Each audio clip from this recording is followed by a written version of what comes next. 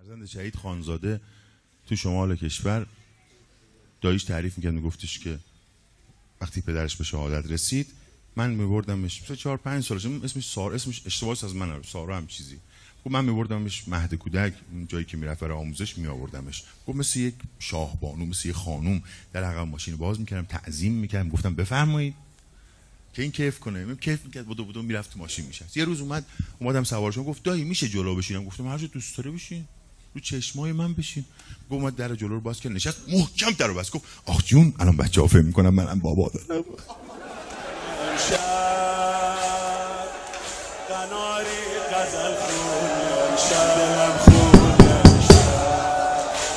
دست از سرم بردار، من بابا ندارم، زخمی شدم بهر دویدن پا ندارم، گیسو سفیدم احترامم را نگه دار، سیلی نزن من با کسی دعوا ندارم. آی بچه یتیا، مو که میسوزه دیدین چه شکلی میشه تو؟ یا فر میخوره یا دست بزنی میری. تا رسید بهش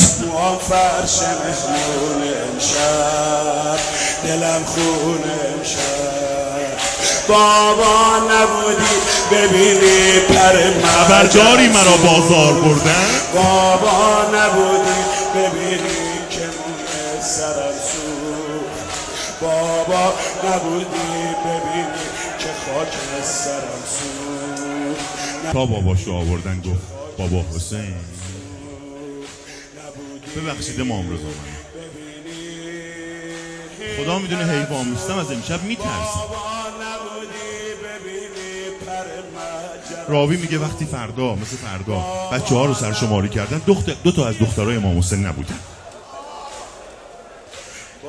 امام سجاد میگه به زینب، عمه زینب سلام الله علیها، اومد دور اطراف گشت، گفت دو تا بچه هم دیگر رو بغل کرد، دق کردن.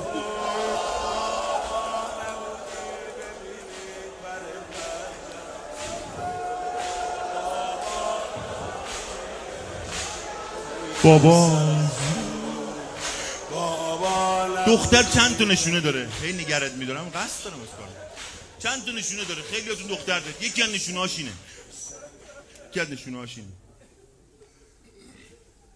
یه حرفایی که به باباش میزنه که مادرش نمیگه. بزرگترا اینجا نشستن. 50 سالش هم باشه، 40 سالش هم باشه، پدرش تنها ببینه بهش میگه بابا اینجوری به مادرش نمیگه. تا اون لحظه هم به عمه چی نگفته بود. آقا هر چی میگفت عمه رو کتک میزدن، اما تا باباش آوردن در گوش باباش گفت بابا حسین اینجا کسی بدون تو خوابش نبرده.